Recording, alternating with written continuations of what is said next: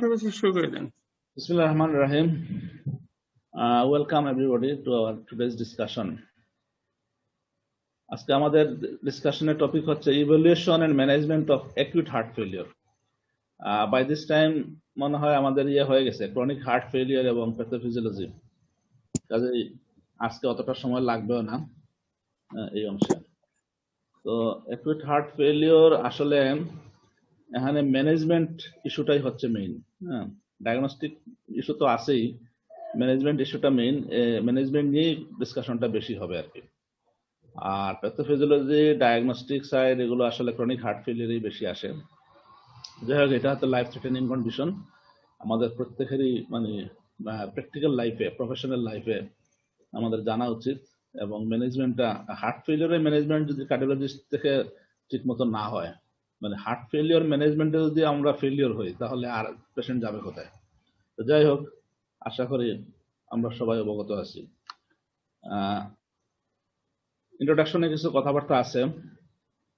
Despite marked improvement in treatment and survival of chronic heart failure, outcomes of acute heart failure remain still poor, with recurrent rehospitalization and one-year mortality rates reaching up to 10 to 30%. Acute heart failure কে যদি আমরা define করি তাহলে কিভাবে করতে পারবো? Shortcut definition: acute heart failure is defined as the rapid or gradual onset of signs and symptoms of heart failure requiring emergent therapy and hospitalization. It may be new onset due either to acute coronary syndrome, myocarditis, acute valve regurgitation, and cardiac tamponade. But in most cases, it is due to deterioration of symptoms in previous heart failure. যেটাকে আমরা বলতে পারি যে acute decompensated heart failure. এই দুইভাবে হইতে পারে, D novo হইতে পারে, আবার acute decompensation of the chronic heart failure. Classification একটা আছে, classification of acute heart failure, এটা ইএসসি গাইডলাইন অনুসারে এখানে 6টা ক্লাসিফিকেশন করছে। একটা হচ্ছে যে acute decompensated congestive heart failure, যেটা আগেই বলেছি। 2 নম্বর হচ্ছে acute heart failure with hypertension অথবা হাইপারটেনসিভ ক্রাইসিস, এটা আমরা প্রায় পেয়ে থাকি। Acute heart failure with pulmonary oedema, low output syndrome, এটার সাথে কার্ডিওজেনিক শক থাকতে পারে, নাও থাকতে পারে।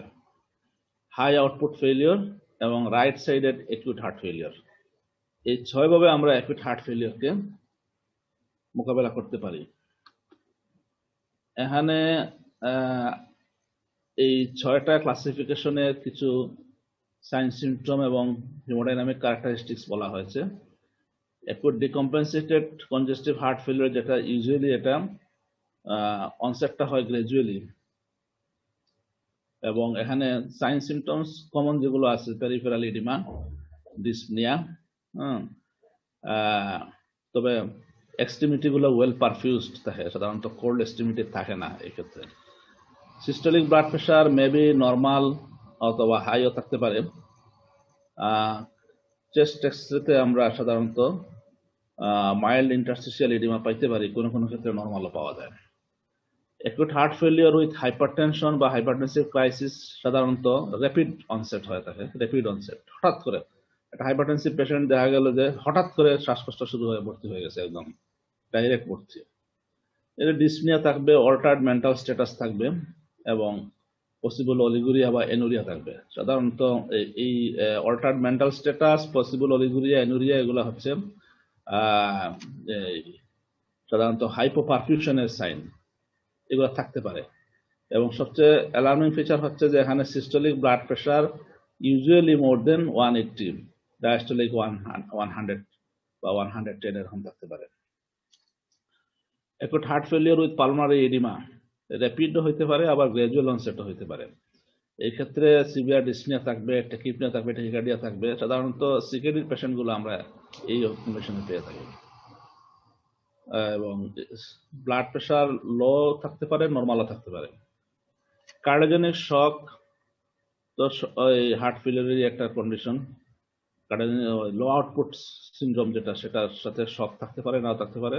সাধারণত এখানে অনসেটটা যদি শক না থাকে তাহলে গ্র্যাজুয়াল অনসেট হয় এবং হাইপোপারফিউশনের সাইনগুলো থাকবে। সিস্টোলিক ব্লাড প্রেশার আসলে একটু লো থাকবে, নর্মাল খুব কমই পাওয়া যায়। আর যখন কার্ডিওজেনিক শক থাকবে তখন অনসেটটাও র্যাপিড এবং হাইপোপারফিউশনের সাইনগুলোই বেশি, altered mental status, oliguria, anuria এগুলো থাকবে। আর systolic blood pressure usually less than 90 millimetre mercury. High output failure একটা আছে, এটা র্যাপিড অথবা গ্রাজুয়াল অনসেটে হইতে পারে। সাধারণত পেশেন্ট ওয়েল পারফিউজ থাকে, তবে টেকিকার্ডিয়া থাকতে পারে। Systolic blood pressure variable, maybe low, high or normal. Right sided acute heart failure, এটা র্যাপিড অনসেটই হয় বেশিরভাগ ক্ষেত্রে। তো এই ক্ষেত্রে ইডিমাটা মার্কলি থাকবে এবং নেক পেইনস গুলো থাকবে, নেক পেইন বেশি থাকবে। পোর পারফিউশনের ফিচার থাকতে পারে মাঝে মাঝে, তবে লাংস ইউজুয়ালি ক্লিয়ার থাকবে। সিস্টোলিক ব্লাড প্রেশার লো থাকবে। এই হচ্ছে 6টা হার্ট ফেলিওর ক্লাসিফিকেশনের ক্যারেক্টারিস্টিক্স। এখন আমরা একটু শর্টকাট একটু দেখে ফেলি যে প্যাথোফিজিওলজিটা, যদিও প্যাথোফিজিওলজি ডিটেইলস আলোচনা হয়ে গেছে, একটু জাস্ট একটা সামারি আর কি। In acute heart failure patients, 3 neurohumoral pathways are activated to counteract the negative effect of heart failure. These are sympathetic nervous system, renin-angiotensin-aldosterone system, and arginine-vasopressin system. There is impaired excretion of sodium through the kidneys, resulting in sodium and water retention. Raised cardiac filling pressures and venous congestion are observed prior to the frank features of clinical decompensation. এই মানে জিনিসগুলো 3টা সিস্টেমের মাধ্যমে heart failure মূলত develop করতেছে। এখন আসেন evaluation of patient with acute decompensated heart failure. আমরা পেশেন্ট ইভ্যালুয়েট করব কিভাবে? Acute decompensated heart failure is a life threatening condition and treatment should be initiated at the earliest after hospitalization. The initial evaluation of acute decompensated heart failure includes চারটা ভাগে আমরা ভাগ করব। Number 1 হচ্ছে establishing diagnosis as rapidly and effectively। এখানে history sign নিতে গিয়ে যথেষ্ট সময় ব্যয় করা যাবে না, খুব র্যাপিডলি এবং ইফেক্টিভলি যেটা হিস্ট্রি নেওয়া দরকার সেটাই নিতে হবে, যেটা দেখা দরকার সেটাই দেখতে হবে। Emergent treatment for potentially life threatening condition, আমি এগুলো পরে বিস্তারিত একটা করে বলবো। লাইফ থ্রেটেনিং কন্ডিশন যেমন সার্কুলেটরি ফেলিওর, রেসপিরেটরি ফেলিওর এগুলো আছে কিনা, এগুলো যদি থাকে তাহলে এগুলোর ট্রিটমেন্টে আগে যেতে হবে। Identifying any precipitating causes and their treatment. Risk stratification for trials of patients. এখন আসেন যে আমরা প্রথমে এই শর্ট হিস্ট্রি নিতে গিয়ে কি জিনিসগুলো দেখবো। এখানে সাধারণত হার্ট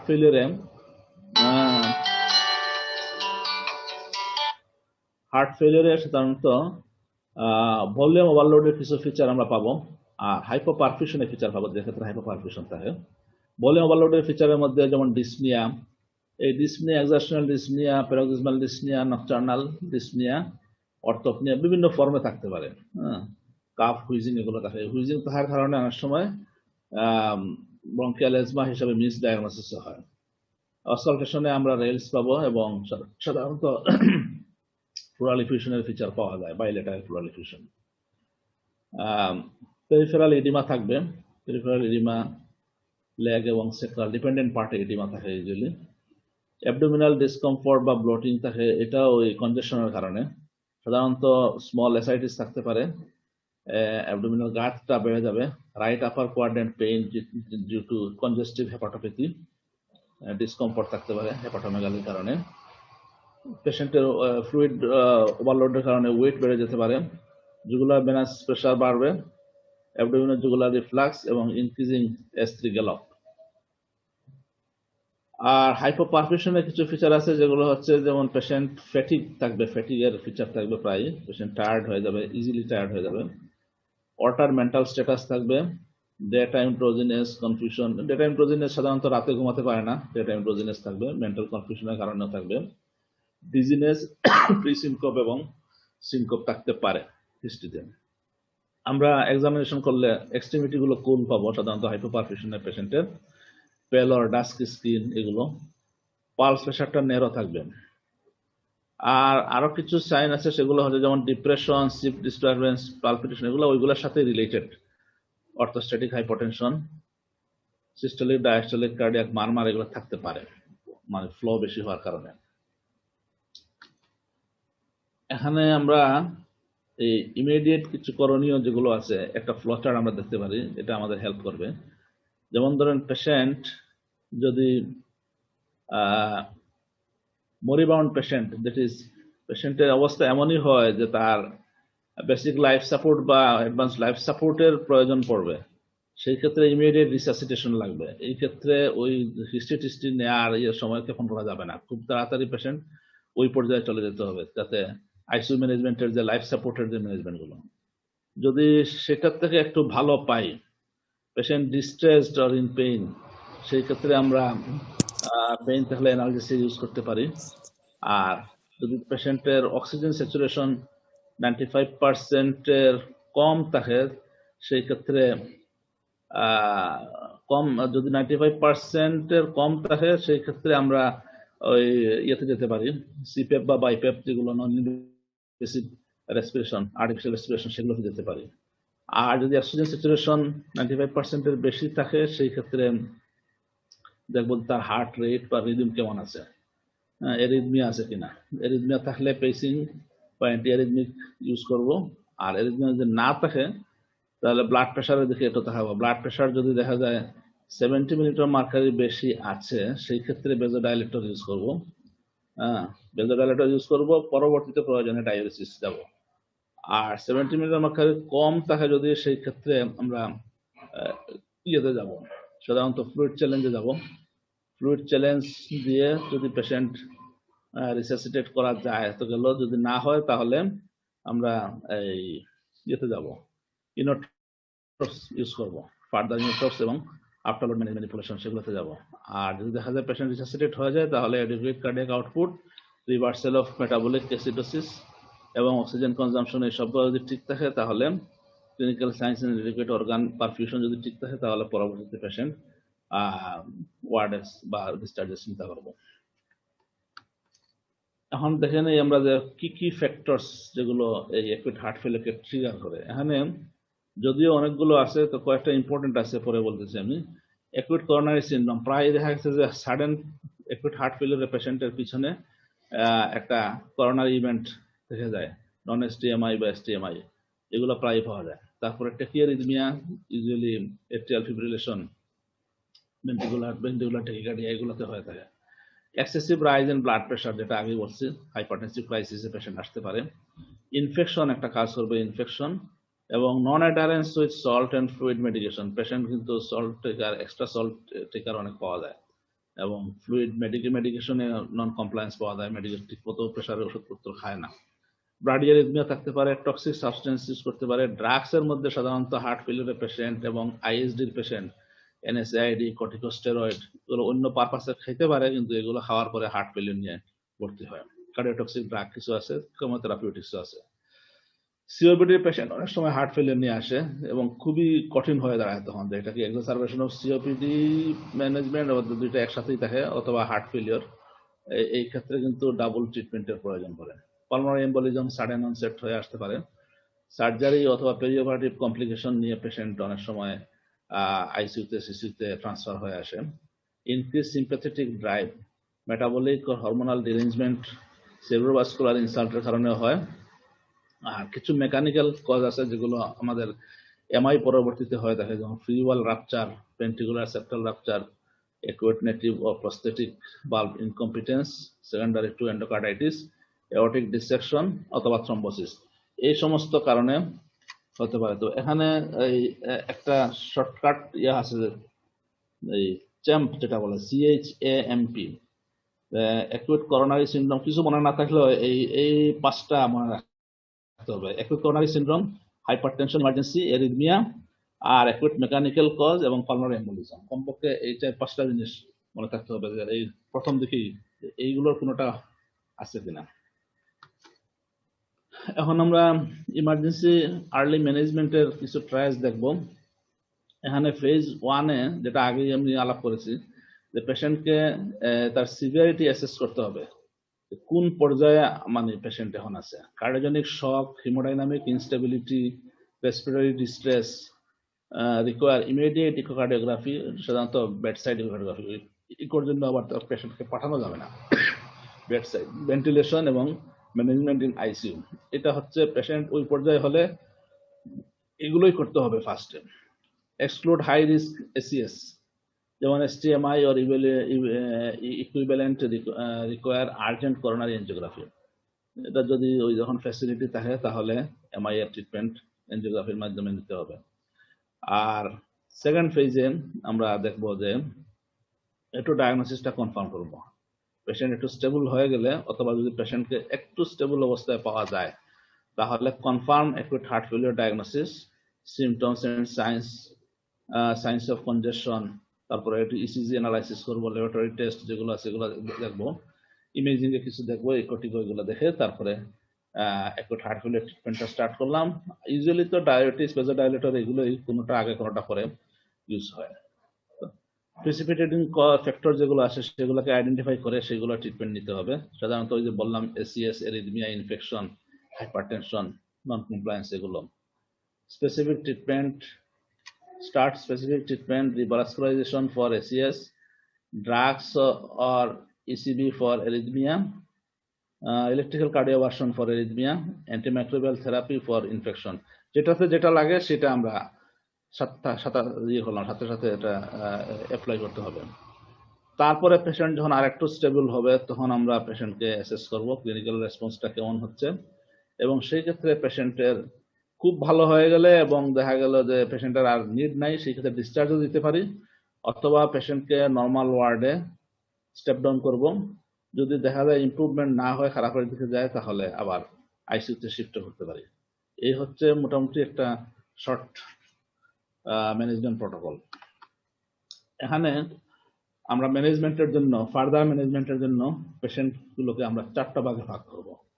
মানে ক্লিনিক্যালি এই 4টা ভাগের পেশেন্ট আমাদের ম্যানেজমেন্টে একটু সুবিধা হবে। কারণ অনেক সময় দেখা গেছে যে আনডিউ পেশেন্টকে আমরা ডায়াবেটিস দিয়ে থাকি, অনেক সময় দেখা গেছে যে হয়তো যার দরকার তাকে দেওয়া হচ্ছে না, প্রেশার কম। সাধারণত ডায়াবেটিস ইউজ করতে গেলে দেখা গেছে যে প্রেশার কমের জন্য দেওয়া হচ্ছে না, কিন্তু পেশেন্ট কনজেশনে ভরে আছে, এই সমস্ত হয়। তো সেই ক্ষেত্রে আমরা পেশেন্টগুলোকে 4টা ভাগে ভাগ করলে, 1 নম্বর একটা গ্রুপ আছে ওয়ার্ম এন্ড ড্রাই, মানে এখানে তার কোনো কনজেশন থাকবে না এবং পারফিউশনটা গুড পারফিউশন থাকবে। তো এই পেশেন্ট আসলে কম্পেনসেটেড পেশেন্ট, খুব বেশি কিছু করা লাগবে না। তারপরে যদি warm and wet, that is পেশেন্টের কনজেশন আছে আবার তার পারফিউশনও বেশ ভালো আছে, এই ক্ষেত্রে ডায়াবেটিক ইউজ করব ফুসিমাইড ও বোমেটানাইড। আর আরেকটা গ্রুপ হচ্ছে cold and dry. Cold and dry হচ্ছে পারফিউশনটা পুয়ার কিন্তু কনজেশনও আবার নাই, পেশেন্ট ড্রাই আছে, ইনোট্রপ সাপোর্ট দিতে হবে। ইউজুয়ালি প্রেশার যদি অ্যাবাভ 90 থাকে তাহলে ডোবুটামিন ইউজ করব। আর যদি কোল্ড এন্ড ওয়েট হয় সেই ক্ষেত্রে বেজোডাইলেটর দিয়ে স্টার্ট করব, বেজোডাইলেটর, এবং এখানেও আবার লাগবে, ডায়াবেটিসও লাগবে এক পর্যায়ে। তাহলে এই 4টা ভাগে পেশেন্ট আমরা পরে আরেকটা স্লাইডে এগুলো আরো ডিসকাস করবো আর কি। এখানে আমরা দেখতে পারি, এখানে যেটা হচ্ছে যে ইনিশিয়ালি পেশেন্টকে আমরা হয়ে গেছে acute heart failure patient, bedside assessment to identify hemodynamic profile। ওই একই কথা কিন্তু বারবার আসতেছে, এই কারণেই যে হিমোডাইনামিক স্ট্যাটাসটা দেখে পেশেন্টকে প্রথমে পেশেন্ট ওয়েট না ড্রাই, প্রেজেন্স অফ কনজেশন আছে কিনা সেটা দেখে ওয়েট না ড্রাই সেটা করে নিলাম। তারপরে এক পর্যায়ে আবার তার পারফিউশন ঠিক আছে কিনা সেটা দেখে পারফিউশন ঠিক আছে কিনা সেটা দেখে ওয়ার্ম না কোল্ড সেটা করলাম। তো আলটিমেটলি 4টা গ্রুপের মধ্যে আমি এখানে চলে আসি যে ওয়েট অ্যান্ড ওয়ার্ম পেশেন্ট যদি হয়, wet and warm, that is patient congestion আছে কিন্তু পারফিউশন ভালো আছে, সেই পেশেন্টগুলোকে আমরা 2টা ভাগে ভাগ করতে পারি। একটা হচ্ছে যে হাইপারটেনশন যদি প্রিডমিনেট হয় তাহলে বেজোডাইলেটর দিয়ে, দ্যাট ইজ ধরেন নাইট্রোগ্লিসারিন দিয়ে আমরা ফার্স্টে স্টার্ট করব, এক পর্যায়ে ডায়াবেটিসও লাগবে। আর যদি কনজেশন প্রিডমিনেট হয় সেই ক্ষেত্রে ডায়াবেটিসটা মেইন, তবে বেজোডাইলেটর লাগতে পারে। আর পেশেন্ট যদি ওয়েট এন্ড কোল্ড হয়, wet and cold, that is congestion আছে এবং হাইপোপারফিউজড পেশেন্ট, এই ক্ষেত্রে দেখতে হবে যে পেশেন্টের সিস্টোলিক ব্লাড প্রেশারটা কেমন। সিস্টোলিক ব্লাড প্রেশার যদি বিলো 90 হয়, তাহলে ইনোট্রপিক দিয়ে আমরা স্টার্ট করব এবং বেসোপ্রেসরও ইউজ করতে পারবো, বেসোপ্রেসর ইন রিফ্র্যাক্টরি কেসে। আর যদি দেখা যায় 90 মিলিমিটার মার্কারি বেশি থাকে, সেই ক্ষেত্রে আমরা বেজোডাইলেটর দেব, ডায়াবেটিসও লাগতে পারে। যদি পেশেন্ট হয় এই ড্রাই অ্যান্ড ওয়ার্ম, তাহলে তার ওরাল থেরাপিগুলো অ্যাডজাস্ট করলেই হবে, সেই ক্ষেত্রে খুব বেশি কিছু লাগবে না। আর dry and cold that is হচ্ছে নো কনজেশন বাট হাইপোপারফিউজড, সেই ক্ষেত্রে ফ্লুইড চ্যালেঞ্জটা একটা দিতে পারি আমরা। এই ফ্লুইড চ্যালেঞ্জ দিয়ে কনসিডার, এরপরে ইনোট্রপিক সাপোর্ট দিতে পারি। অল্প কিছু ফ্লুইড আমরা ইউজ করতে পারি সেই ক্ষেত্রে। হার্ট ফেলিয়ার এই একটাই মাত্র জায়গা যেখানে আমরা একটা ফ্লুইড চ্যালেঞ্জ দিতে পারি, আদারওয়াইজ তো ফ্লুইড দেওয়া হয় না। এখন আসি আমরা কিছু রিলেভেন্ট ইনভেস্টিগেশনে, যেগুলো আমাদেরকে ডায়াগনোসিসের দিকে হেল্প করবে এবং ফার্দার প্রগনোসিস হেল্প করবে। Chest X ray should be routinely done. এটা বেড সাইডও হইতে পারে, আবার পেশেন্ট পার্টিও হতে পারে। Important findings are pulmonary venous congestion, pleural effusion, interstitial alveolar edema, and cardiomegaly. It is also useful to identify alternative non-cardiac disease, যেমন pneumonia, পালমারি infection, এগুলো অনেক সময় আমরা এক্সক্লুড করতে পারি চেস্ট এক্সরের মাধ্যমে।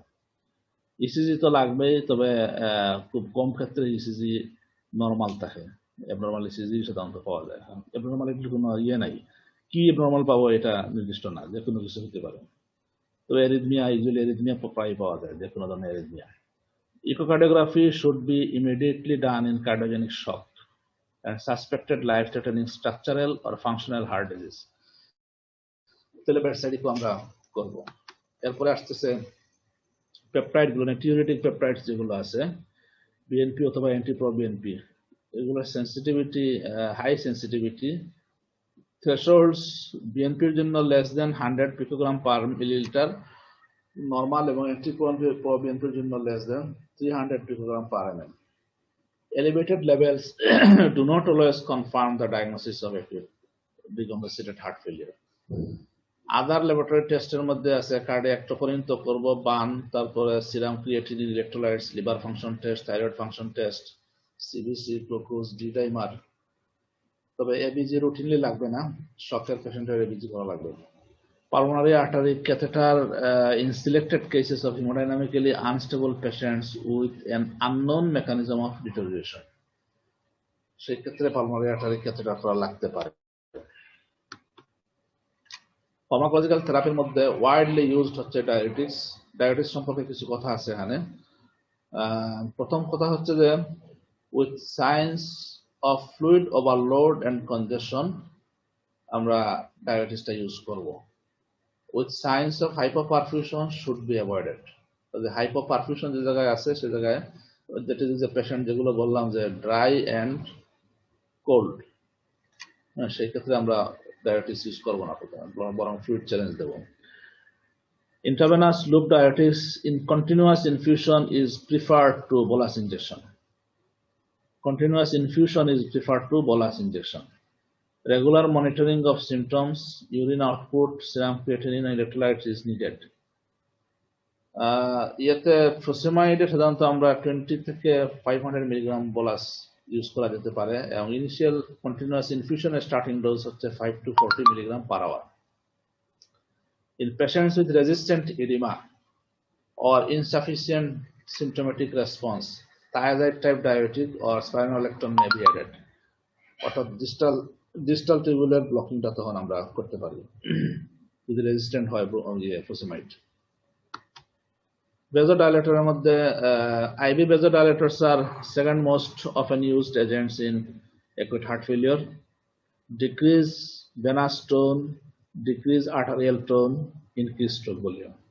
এই হচ্ছে তার mechanism. Especially useful in hypertensive acute heart failure. Should be avoided when systolic blood pressure less than 90. should be avoided when systolic blood pressure less than 90 and should be used with caution in patient with significant mitral stenosis or aortic stenosis. এই ক্ষেত্রে যদিও nitroglycerine, isosorbide, nitroprusside, নেসিরিটাইড অনেক কিছু আছে, আমরা নাইট্রোগ্লিসারিনটা use করে থাকি এবং এটা স্টার্টিং ডোজ হচ্ছে 10 to 20 মাইক্রোগ্রাম পার মিনিট এবং এটা ইনক্রিজ করে up to 200 microgram per minute নিতে পারি। সাইড এফেক্ট সাধারণত হাইপোটেনশন এবং হেডেক হয়ে থাকে, আর অনেক ক্ষেত্রে আবার টলারেন্স ডেভেলপ করে। টলারেন্স ডেভেলপ করলে তখন লং টাইম এটা দিয়েও লাভ হয় না। ইনোট্রপিক এজেন্টস এন্ড ভ্যাসোপ্রেসর যেগুলো আছে এগুলো হচ্ছে used in hypotensive acute heart failure where there is a severe reduction in cardiac output resulting compromised vital organ perfusion.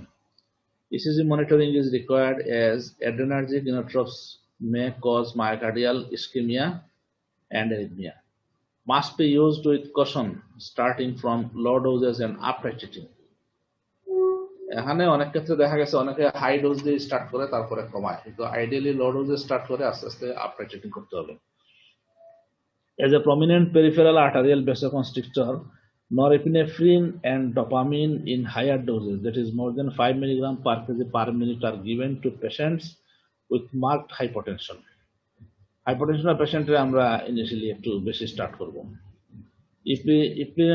Epinephrine should be reserved for persistent hypotension despite the use of other vasoactive agents and for resuscitation protocols. Epinephrine dose usually 0.05 to 0.5 microgram per kg per minute. এখানে ওই এগুলো বলা হয়েছে dose সহ, যেমন ডোবুটামিনের bolus dose নেই, তবে ইনফিউশনে আমরা 2 to 20 microgram per KG per minute দিতে পারি। ডোপামিনেরও 3 to 5 মাইক্রোগ্রাম করে বোলাস ডোজ নেই। মিলদিনান এগুলো হচ্ছে ওই ফসফোডাইএস্টারেজ ইনহিবিটর, মিলদিনান, ইনোক্সিমোল, এগুলো বাজারে আছে কিনা আমি জানি না, এগুলোর বোলাস ডোজ আছে। নরএপিনেফ্রিনের কোনো বোলাস ডোজ নেই, 0.2 to 1 microgram per KG per minute দিতে পারে। তবে ইপিনেফ্রিনটা বোলাস ডোজে ইউজ হয় সাধারণত ওই রিসাসিটেশন প্রোটোকলে, আর এমনি যে resistant hypotension in spite of norepinephrine and dopamine, সেই ক্ষেত্রে আমরা ইপিনেফ্রিন ইউজ করতে পারি 0.05 to 0.5 microgram per KG per minute. এখন আসেন কনভেনশনাল গাইডলাইন ডিরেক্টেড আরো কিছু থেরাপি আছে যেগুলো আমরা পেশেন্টের সাথে হার্ট ফেলিয়ার পেশেন্টে আমরা অ্যাড করব। সেগুলো হচ্ছে এগুলো আপনার ক্রনিক হার্ট ফেলিয়ার মানে জেনে আসছেন already. Patients ongoing guideline directed medical therapy should be evaluated and adjusted based on presentation. Presentation যদি খারাপ হয় তার সেই ক্ষেত্রে তো ওই আগের ওইগুলোই রিসার্চ করতে হবে। যখন পেশেন্ট স্টেবল হবে তখন আস্তে আস্তে এগুলো স্টার্ট করতে হবে। যেমন ধরো পেশেন্ট যদি হাইপোটেনসিভ হয় সেই ক্ষেত্রে beta blocker, AC inhibitor, ARB is beneficial for organ perfusion. If patient hypotensive or holding, মানে এগুলোকে হোল্ড করে রাখতে হবে। আর যদি patient if there is no contraindication, that is পেশেন্টের হাইপোটেনশন ওভারকাম হয়ে যায়, these agents should be restarted as early as possible at low doses and titrated to achieve target doses. তবে এক্ষেত্রে ইউজুয়ালি শর্ট অ্যাক্টিং ড্রাগগুলোকে প্রিফার করতে হবে আর long acting এর চেয়ে। Thromboembolism prophylaxis is recommended. Digoxin may be used in patients with F and fast ventricular rate. Opiates দিতে পারি আমরা যদি পেশেন্টের ডিসনিয়া, অ্যাংজাইটি এবং পেইন্টিং থাকে তাহলে opiates ইউজ করতে পারি initially. Anxiolytic or sedative may be needed in a patient with agitation or delirium. অনেক ক্ষেত্রে আমাদের মিডাজোলাম ইউজ করতে হয়।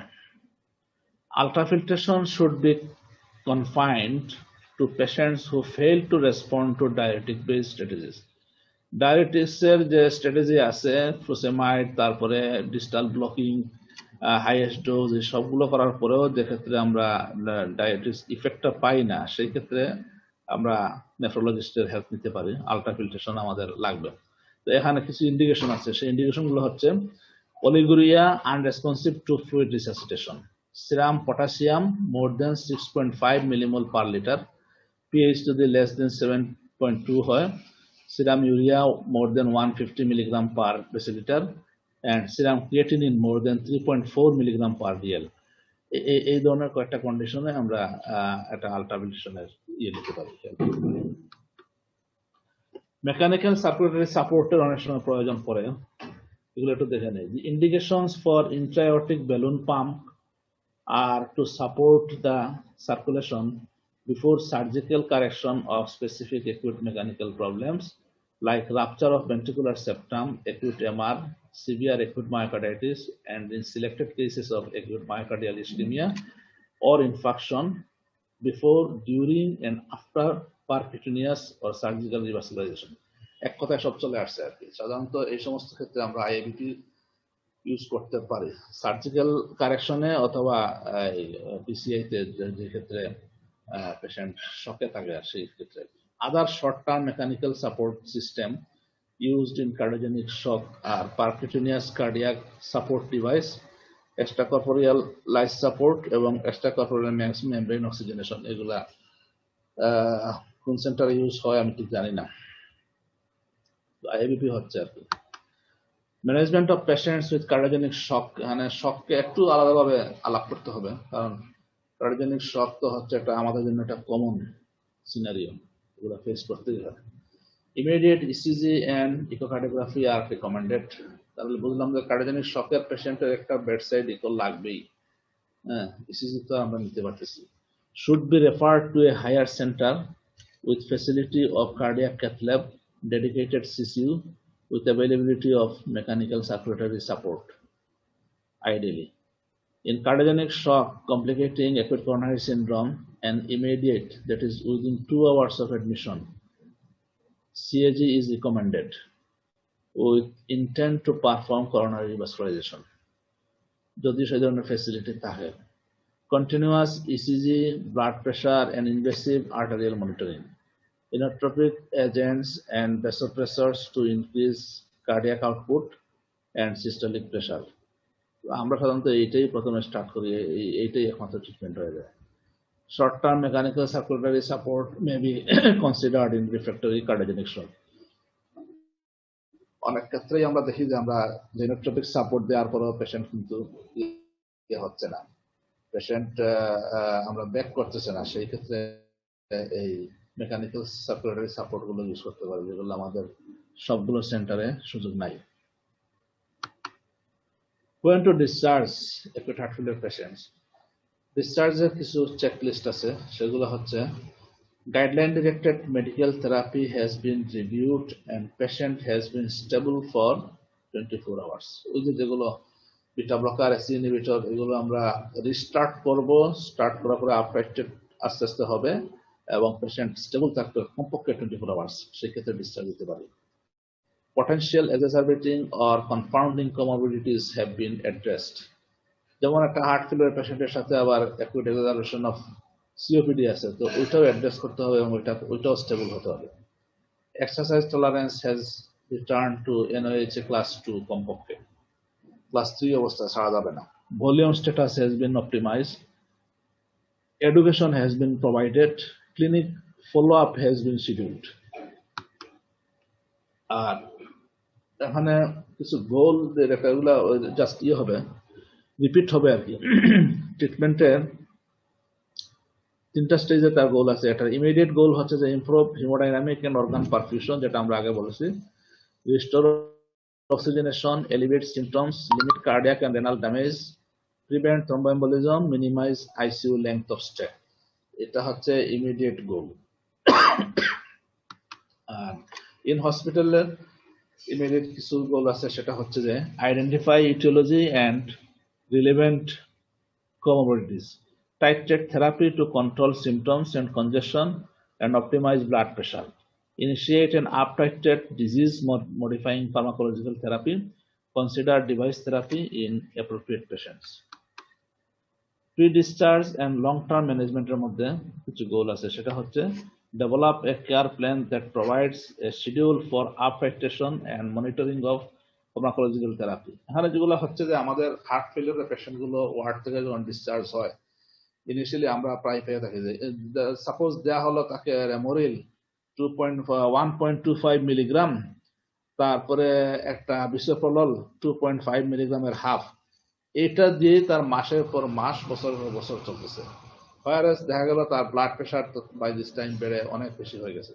তার মানে কি? তার মানে হচ্ছে এই পেশেন্টটা ফলো আপে আসা দরকার ছিল, ফলো আপে আসে নাই, সে ওইভাবেই খাচ্ছে আর কি। সেই জন্য একটা ফলো আপ টাইট্রেশনের ফলো আপ শিডিউল থাকতে হবে, যে পেশেন্ট অবশ্যই আমাদের হার্ট ফেলিওর আলাদা যে হার্ট ফেলিওর ক্লিনিক থাকে সেটাতে অথবা কমপক্ষে আউটডোরে পেশেন্ট আসবে এবং আমরা এই সমস্ত ড্রাগকে আপ টাইট্রেট করবো। Need and timing for need and timing for review for device therapy. যদি ডিভাইস থেরাপির উপযুক্ত পেশেন্ট হয় তাহলে সেটা নিডটা বুঝতে হবে এবং টাইমিংটা বুঝতে হবে। Who will see the patient for follow up and when, এটা আমাদের অত স্পেসিফিক করতে পারবো না, কেউ না একজন দেখলেই হলো। Enrol in disease management programme, educate, এগুলো অতটা আমাদের আছে কিনা আমি জানি না। হার্ট ফেলিওর ক্লিনিক থাকলে হয়তো সম্ভব হইতো। প্রিভেন্ট আর্লি রিঅ্যাডমিশন, রিঅ্যাডমিশনটা প্রিভেন্ট করার জন্য এগুলো। আমাদের পেশেন্ট তো বারবারই মানে ভর্তি হয় হার্ট ফেলিওর নিয়ে। Improve symptoms, quality of life and survival. Thank you all. এই ছিল আমার আজকের স্লাইড। খুব বেশি না, সম্ভবত 24-25টা স্লাইড ছিল আর কি হার্ট ফেলিওর নিয়ে। আমরা এখন ডিসকাস করতে পারি পয়েন্ট নিয়ে।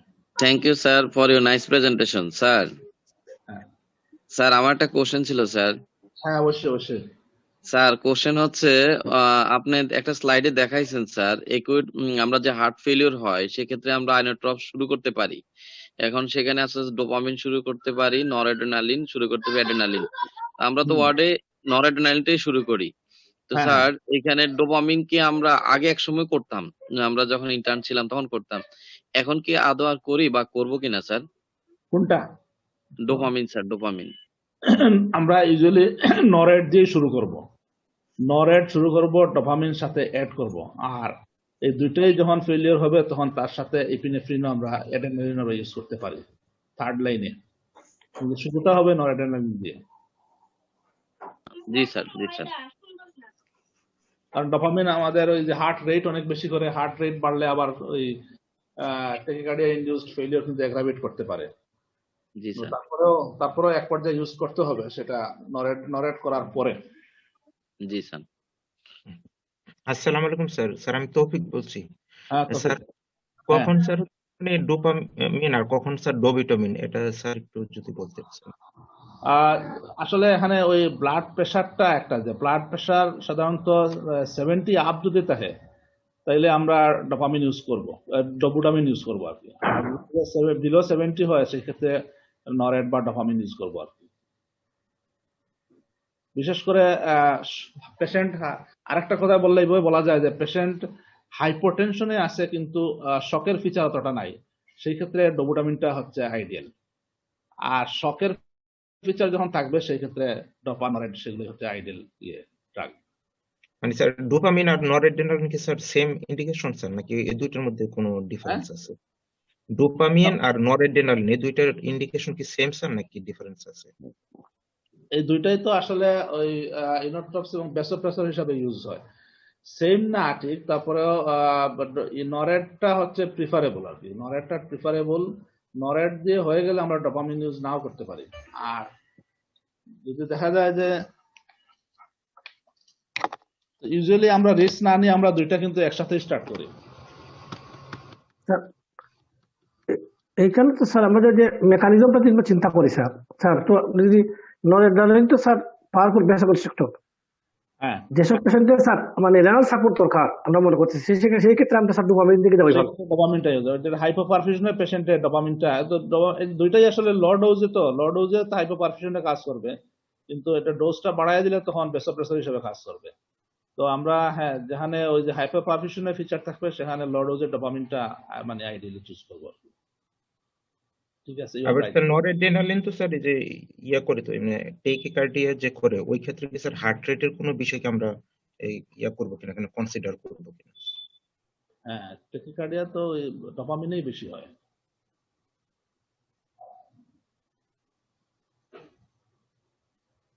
স্যার আরেকটা কোশ্চেন করতে পারি স্যার? হ্যাঁ যে স্যার আউটডোরে একটা পেশেন্ট আসলো আমার কাছে, একবারে প্রেশার অনেক কম, অনেক রোগীরই থাকে প্রেশার একবারে 90, 80, 40 এমন। তো রোগী স্যার কনসাস, বা রেসপিরেটরি ডিস্ট্রেস আছে, এই ক্ষেত্রে স্যার আইনোট্রপস দেওয়া লাগবেই আমার। আইনোট্রপস দেওয়া লাগবে, সাথে তার মানে ডায়ুরেটিক্সও দেওয়া লাগবে। কিন্তু রোগীতে এডমিশন হইতে চায় না অনেক ক্ষেত্রে, সেক্ষেত্রে আমার কিছু করণীয় আছে কি? বিপি তো অনেক কম আছে। না, বিপি কম থাকলে এখানে দেখতে হবে তার যে এই স্যার অনগোয়িং মেডিকেশন গুলো একটু অ্যাসেস করতে হবে। সাধারণত যে সমস্ত মেডিকেশনে বিপি কমতে পারে সেগুলো আমরা কমায় দেবো অথবা হোল্ড রাখবো, সেটা একটা হইতে পারে। আর যদি প্রেসিপিটেটিং অন্য কোনো কজ হয়, যেমন ধরো ওই যে যেগুলো বললাম যে ইনফেকশন বা কোনো অ্যাকুট কোনো একটা সাইলেন্ট অ্যাকুট করোনারি ইভেন্ট, সেগুলো হয়, তাহলে তো পেশেন্টের অ্যাডমিশন লাগবেই। হ্যাঁ, তো এটা একটু অ্যাসেস করতে হবে আর কি। এটা ঠিক যে অনেক পেশেন্ট কম বিপি তারপরে কনসাস অ্যালার্ট আছে, আর জি কিছু স্যার। পেশেন্ট 90-60 বা বিলো 90 এগুলো পেশেন্ট নিয়ে থাকে, এগুলো লস এট বিপির কিছু পেশেন্ট থাকে আর কি। সেই ক্ষেত্রে ওই ড্রাগ গুলোকে একটু ইয়ে করে দিতে হবে, অ্যাডজাস্ট করে দিতে হবে আর কি।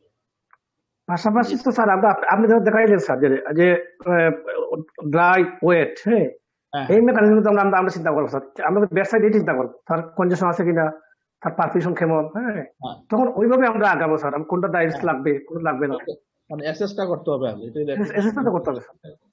জি স্যার।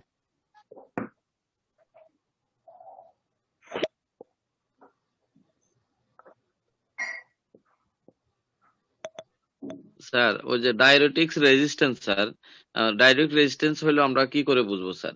মানে আমরা তো 2 অ্যাম্পুল টিডিএস করে দিয়ে যাচ্ছি, বা অনেক সময় 3 অ্যাম্পুল করেও দেই স্যার। বা ডায়ুরেটিক রেজিস্ট্যান্স হলে আমরা কি কি সাইন দেখে বুঝতে পারবো স্যার এটা ডায়ুরেটিক রেজিস্ট্যান্স হয়ে গেল স্যার? পেশেন্টের একটা হচ্ছে যে আমরা তো যেসব পেশেন্টের ইয়ে হয়, আমরা আমরা ডায়াবেটিস ইউজ করি, এবং পেশেন্ট যদি ইয়ে থাকে, বিশেষ করে ওই ওয়েট থাকে, ফ্লুইড ওভারলোডের সাইন থাকে, আমরা তো ওই পেশেন্ট গুলোকে ওয়েট নেই। তো দেখা যায় ওয়েটের কোনো চেঞ্জ হচ্ছে না, অন্যদিকে তার আউটপুটও কিন্তু অপটিমাম আউটপুট পাচ্ছি না আমরা। তো এগুলো দেখেই আমরা বুঝবো যে তার ডায়াবেটিক রেজিস্ট্যান্স হচ্ছে। হ্যাঁ, স্যার পেশেন্টের তো এই যে সিমটম ইমপ্রুভ করবে না, কনজেশন, এই যে পালমোনারি কনজেশন বা এগুলো তো সিমটম রিলিফ হইতে লেট হবে। সিমটমটা ইউজুয়ালি দেখা যাবে যে আমরা দিচ্ছি অনেক হাই ডোজে, কিন্তু তার সিমটম রিলিফ হচ্ছে না। আর ওইদিকে আউটপুটটা কম হবে, আউটপুটটা হচ্ছে না। আমরা তো দিলাম কয়েক অ্যাম্পুল করে, দেখা গেল যে তার ওই থেকে 50 ml 100 ml এর বেশি হচ্ছে না। আর ইয়ে থাকবে কি বলতে, ওয়েটের রিডাকশন হবে না। সাধারণত ডায়াবেটিস ইউজ করলে পেশেন্টের ওয়েট রিডাকশন হয়, কিছু না কিছু হলেও হয়। তো জি সেই স্যার। ক্ষেত্রে আমরা এটা রেজিস্ট্যান্স ভাববো আর কি। হ্যাঁ, তো জি স্যার। ডিজিটাল ব্লকিং করতে পারি, অথবা যে বললাম যে এক পর্যায়ে তো আলট্রাফিল্ট্রেশনও লাগতে পারে। স্যার এই ক্ষেত্রে আল্ট্রাফিল্ট্রেশনের মানে ভূমিকা কি স্যার? এখানে স্যার আমরা ডায়ালাইসিস করে কি করব স্যার? এখানে তো আমরা মেটাবোলাইটস আমরা মেকানিক্যালি ফ্লুইডটা কমাই দিলাম। ফ্লুইড শুধু তো ভলিউমটা কমানোর জন্য স্যার? ফার্মাকোলজিক্যালি তো ফ্লুইড বের করতে পারতেছি না। না স্যার। ফার্মাকোলজিক্যালি পারতেছি না যেহেতু, তাইলে মেকানিক্যালি আমরা ফ্লুইডটা কমাই দিলাম। সেটাই হচ্ছে আইডিয়াটা। কারণ আমার জি তো ওভারলোড কমাতে হবে এনিহাও। জি স্যার। জি স্যার, ওইটাই। স্যার আমরা ওয়ার্ডে যে রোগীগুলো পাই, সেক্ষেত্রে তারা দেখি যে স্যার মানে একদিকে আইনোট্রপস দিচ্ছে স্যার, অন্যদিকে প্রচুর পানি খায় স্যার। যদি আমরা বলে দেই স্যার পানি একটু কম খাবেন বা 1.5 লিটার মধ্যে অনেক সময় বলে দেই। কিন্তু প্রায় রোগীরই দেখি পরের দিন স্যার শুধু পানি খাইতেই থাকে। মানে আল্টিমেটলি গোলটা আমাদের হয় না আরকি। এটা যেটা হয় দেখি না, স্যার। ওই যে এতটা তো ইয়ে করা যায় না আসলে। এটা তো জি স্যার। ইনটেকটা আসলে মনিটর করতে, ইনটেক আউটপুট দুইটাই মনিটর কে করবে? ইনটেক পেশেন্ট নিজে থেকে যদি না বুঝে তাহলে তো করা মুশকিল। আর সাধারণত যখন ডায়ালিসিস হয় তখন পেশেন্টের কিন্তু থার্স্ট কিন্তু বাড়ে। ড্রাইনেস বেড়ে যায় স্যার। তৃষ্ণা বাড়ার কারণে পেশেন্ট পানি খাইতেই থাকে। এটা হচ্ছে একটা। আর একটা হচ্ছে একটা মিসনোমার বা একটা মিস ইন্টারপ্রিটেশন আছে এরকম যে পেশাব বেশি হলে পানি বেশি বেশি করে পানি খাওয়া কিডনি ভালো থাকবে। হ্যাঁ, এই স্যার বেশি করে এটা তো পানি খাওয়া কিডনি ভালো থাকবে, এই থিওরিতে অনেকে কিন্তু পানি খাইতেই থাকে হার্ট ফেলিওর পেশেন্ট। জি স্যার।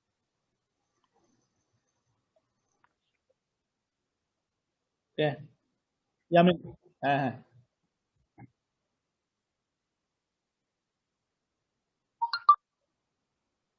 হ্যাঁ, হুম।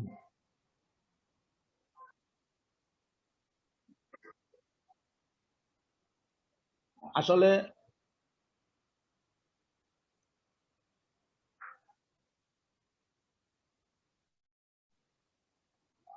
এখানে যেটা হচ্ছে, আমি বুঝতে পারছি, এটা এটা আমরা ফেস করে থাকি, বিশেষ করে আদার দেন কার্ডিওলজি। আদার দেন কার্ডিওলজি, ইভেন মেডিসিনেও দেখা গেছে যে পেশেন্ট কনজেশনে মরে যাচ্ছে, তো যেহেতু প্রেশার কম অতএব তাকে দেওয়া যাবে না, মানে এই থিওরিটা কাজ করে। এটা আমরা করব না। আসলে কনজেশনের জন্য আমাকে ডায়াবেটিস ইউজ করতেই হবে। হ্যাঁ, প্রেশার যদি একটু ল সেট প্রেশার থাকেও তাহলেও আমরা ইউজ করব। আর যদি দেখা যায় প্রেশারটা কোনো কারণে ডিউরেটিং হয়ে যাচ্ছে, আমরা আয়োনেটেড সাপোর্ট রাখবো সাথে। আয়োনেটেড সাপোর্টের মাধ্যমে ওইদিকে আবার ডায়াবেটিস ইউজ করব। ডায়াবেটিস ইউজ করতেই হবে এই ক্ষেত্রে, কারণ কনজেশন না কমালে পেশেন্ট তো সিমটোমেটিক রিলিফ হবে না। এটা ওই আর ডায়াবেটিস তো প্রেশার কিছু কমাবে, ভলিউম কমলে প্রেশার কমবে, এটা স্বাভাবিক। কিন্তু ওইটার জন্য আমি ডায়াবেটিসটাকে হোল্ড করে রাখবো। তাইলে তো পেশেন্টের ট্রিটমেন্ট তাইলে কি দিয়ে করবো? এই পেশেন্টের ট্রিটমেন্ট করতে হবে। হ্যাঁ, আমার মতে এখানে ডায়াবেটিসও লাগবে প্লাস ইনোট্রপিক সাপোর্টও লাগবে। আমি দুইটা ইউজ করবো। স্যার স্যার এটা তো হচ্ছে যে হ্যাঁ, এই ওয়েট ক্ষেত্রে হচ্ছে বিপি তো হ্যাঁ, নন রেকর্ডেবল, এখানে তো আর কমার কিছু নাই, বুঝছো না? তো অনেক সময় দেখা যায় ডায়াবেটিক্স ইউজ করলে বরং কার্ডিয়াক পারফরমেন্স ইমপ্রুভ করে, বিপি রাইজ করে। হ্যাঁ, হ্যাঁ, এরকম দেখে মানে দিয়ে দেখা গেছে, বুঝছো? ডায়াবেটিস ইউজ করতে হবে। ডায়াবেটিসকে আমরা প্রেশার কমের দোহাই দিয়ে বন্ধ রাখা, এটা কোনো যুক্তি নাই। ফেইলুরের কারণে হচ্ছে, এই জন্য স্যার ফেইলুরটা তো করতে হবে। হ্যাঁ, হ্যাঁ, আমাকে সেটা ফেইলুর ইমপ্রুভ করলে তখন বিপিও রাইজ করে। আর বিপি যার নাই, ওই যে অনেক সময় বলা হয় যে বিপি নাই, নন রেকর্ডেবল, তো সেই ক্ষেত্রে আমার চিন্তা কিসের? তো সর্বহারা হারাবার কি আছে? সেই তো নাই। ক্ষেত্রে যে আচ্ছা, এই এনাম ভাই আপনার মানে শেয়ারটা একটু অফ করেন। ভালো দুটো কোশ্চেন অ্যারেজ করছে, আমি সেই জন্য একটু বলতে চাইতেছি। আপনার শেয়ারটা অফ করেন। শেয়ার অফ করব। জি, মানে ওই যে স্ক্রিন শেয়ার যেটা আছে না, জি, এটা অফ করেন। আচ্ছা স্যার। পরে একটা স্টপ দিলে হবে স্যার। না, এখানে না স্যার, এটা হচ্ছে উপরের দিকে জুমের ওই স্ক্রিন শেয়ার।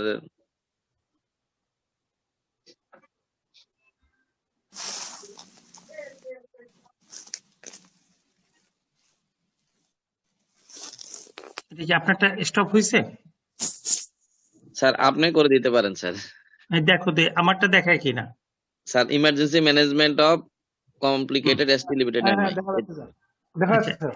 জি স্যার। আচ্ছা, দেখো যে কোশ্চেনটা তোমরা অ্যারাইজ করছো সেই কোশ্চেনটার অ্যান্সার আমি এখান থেকে মানে দেওয়ার চেষ্টা করি। যেমন নন অ্যাড্রেনালিন আর ডোপামিন দুইটা ড্রাগই আপনার শকে ইন্ডিকেটেড, কিন্তু একটা জিনিস হলো ব্লাড প্রেশার যদি কম থাকে, মানে 70 নিচে থাকে, তাহলে সেক্ষেত্রে ডেফিনেটলি মানে নন অ্যাড্রেনালিন প্রেফারেবল। যে কথাটা আপনারা বারবার বলতেছিলেন যে আমরা নন অ্যাড্রেনালিন মানে আগে ইন্টার্ন অবস্থায় দিতাম না, আগে হইতে কি ওই যে নন অ্যাড্রেনালিন পাওয়া যেত না, এক, আর দুই হলো পাম্পে দেওয়া মানে ছিল না, পাম্প খুব সংকটে থাকার জন্য ওই ডোপামিন দিয়ে দিত। তবে এই ক্ষেত্রে মানে ডোপামিন প্রেফারেবল, সরি নন অ্যাড্রেনালিন প্রেফারেবল, একদম ডান দিকে এই বাম দিকে দেখেন। কিন্তু যদি নন অ্যাড্রেনালিন না থাকে আপনি ডোপামিন ইউজ করতে পারবেন, ইন্টারচেঞ্জেবল, কিন্তু প্রেফারেবল এইটা। আর ব্লাড প্রেশার 70-র উপরে আছে, 70 to 100 মিলিমিটার মার্কারি আছে, প্লাস শকে আছে, সেই ক্ষেত্রে ডোপামিন। কারণ হইতেছে নন অ্যাড্রেনালিনের স্ট্রং ভ্যাসোকনস্ট্রিকশন, ইম্পর্টেন্ট অর্গানের ভ্যাসেলটাকে কনস্ট্রিক্ট করে, মনে করেন আপনার কিডনি এবং জিআইটি, ব্রেন, এই সমস্ত অর্গানকে সে ভ্যাসোকনস্ট্রিকশন করে ব্লাড ফ্লো কমাই দেয়, কমাই ফেলে দিয়ে সে ব্লাড প্রেশার রেজ করে সে কার্ডিয়াক পারফিউশন মেনটেন করার চেষ্টা করে, এট দি কস্ট অফ দি মানে আদার্স অর্গান সে নন অ্যাড্রেনালিন ইউজ করে। এবং এটা তখনই ইউজ করবেন যখন এটার একদম মানে ব্লাড প্রেশার কম থাকবে। কিন্তু ব্লাড প্রেশার মোটামুটি ভাবে মেনটেন হলে সেক্ষেত্রে ডোপামিন, কারণ ডোপামিনের ডোজ হলো তিনটা, একটা হলো রেনাল ভ্যাসোডাইলেটর, একটা হলো কার্ডিয়াক ডোজ, আর একটা হলো আপনার পেরিফেরাল ভ্যাসোকনস্ট্রিক্টর। আপনি যদি 20 মাইক্রোগ্রামের মানে কাছাকাছি দেন অথবা 10 এর উপরে যদি দেন তাহলে মানে এটা ভ্যাসোকনস্ট্রিক্টর হিসেবে কাজ করবে, প্রায় নন অ্যাড্রেনালিনের কাছাকাছি কাজ করবে। আর যদি আপনি 2.5 থেকে 5 এর নিচে রাখেন তাহলে রেনাল ভ্যাসোডাইলেটর হিসেবে কাজ করবে। 5 থেকে 10 মাইক্রোগ্রাম পার কেজি যদি দেন তাহলে এটা কার্ডিয়াক মানে পারফরমার হিসেবে কাজ করবে। এই ডোপামিন এবং মানে নন অ্যাড্রিনালিনের যে কনফিউশন সেটা হলো লেভেলটা দুইটাই ইন্টারচেঞ্জেবল, দুইটি একটা একটা জায়গায় দেওয়া যাবে, কিন্তু বেটার এবং প্রেফারেবল হলো মানে একদম ব্লাড প্রেশার নাই একটা রোগীর, তার জন্য নন অ্যাড্রিনালিন, আর ব্লাড প্রেশার শখের উপরে আছে কিন্তু শখে আছে তার জন্য ডোপামিন। ডোপামিন। এবং ওই ডোবুটামিন কখন দেখেন যে 70 বা 100 এর উপরে এনাম ভাই বলছে এটা যে সাইন সিমটম শক নাই, সেই ক্ষেত্রে আপনি ডোবুটামিন দিবেন। সাইন সিমটম অফ শক থাকলে ডোবুটামিন না। যদি ইএসসি 2018 এর গাইডলাইনে আবার শকের মধ্যে দিয়ে দিচ্ছে, ডোবুটামিন দিচ্ছে এক জায়গায় লেখা আছে, কিন্তু পরে ব্যাখ্যা আবার আছে এরকম যে শক রিকভারি করার পরে। এখন নেক্সট আরেকটা প্রশ্ন আসছে, সেটা হচ্ছে আর systolic blood pressure more than 100 তখন আপনি নাইট্রোগ্লিসারিন আপনি ইউজ করতে পারবেন এই সমস্ত ইসের ক্ষেত্রে। স্যার এটা গাইডলাইনটা 2020 না 2000 না স্যার? না, এটা 2000 সালের গাইডলাইন, এটাই, এরপরে আর কোনো চেঞ্জ নাই, এটা সার্কুলেশনে আসছে নিচে, আমি এটার জন্য লিখে রাখছি এটা। জি মানে স্যার, এটাই এত পুরানো যে এর উপরে আর কোনো ধরনের চেঞ্জ হয়নি এইটার উপরে থেকে। স্যার এটা এখানে ক্লিয়ার করে দিচ্ছে স্যার, মানে আসলে খুব সুন্দর করে ইয়া করছে। জি স্যার এখানে। হ্যাঁ, এটা মানে একদম এই করা আছে, ডিমার্কেট করা আছে এখানে যে কোন অবস্থায় কোন, এটা হলো মানে low cardiac output cardiogenic shock, cardiogenic শকে আপনি এই প্রেপার এইগুলো আপনি দিলেন। নেক্সট প্রশ্ন আসছে আপনাদের হলো ডায়ুরেটিক্স। ডায়ুরেটিক্স কি কাজ করে? ডায়ুরেটিক্স এর মোড অফ অ্যাকশন কি? ডায়ুরেটিক্স হলো যে আপনার, বলেন তো ডায়ুরেটিক্স কি কাজ করে?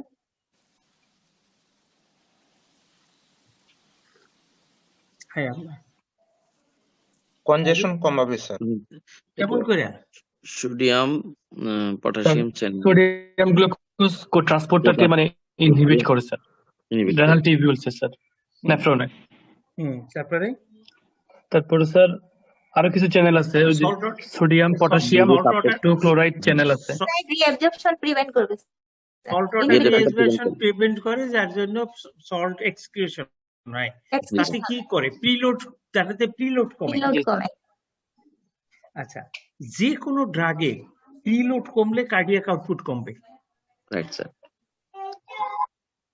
Except failing heart.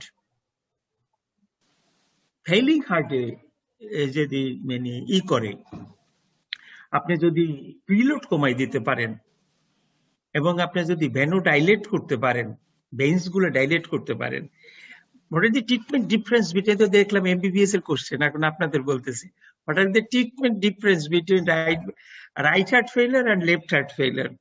ওখানে ওদের ওখানে এটা কোশ্চেনটা হর হামেশা ইতে করে,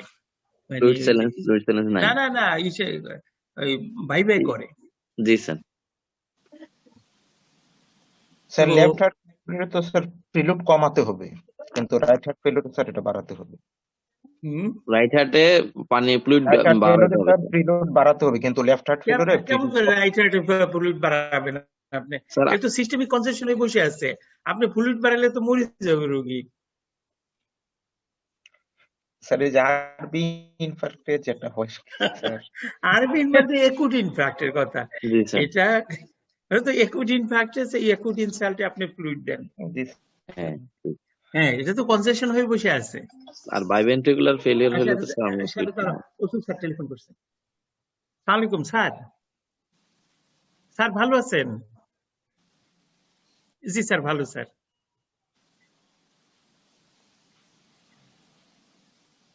স্যার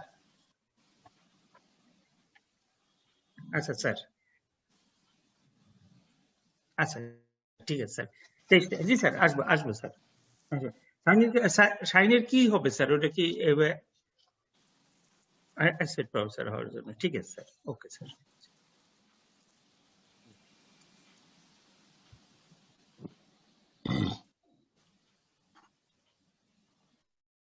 শাহিনের অ্যাসোসিয়েট প্রফেসর হওয়ার জন্য স্যার টেলিফোন করছেন। যে কোনো ফেইলিং হার্টে, যে ফেইলিং হার্টে যদি আপনি ভ্যানো ডাইলেট করতে পারেন অথবা ফ্লুইড কমাইতে পারেন, মানে যদি হয়, তাহলে সেক্ষেত্রে প্রিলোড কমলে ভেন্ট্রিকুলার ফিলিং প্রেসার কমতে থাকে, ফিলিং লোড এবং প্রেশার যদি কমতে থাকে, কার্ডিয়াক পারফরমেন্স বাড়ে এবং কার্ডিয়াক আউটপুট বাড়ে।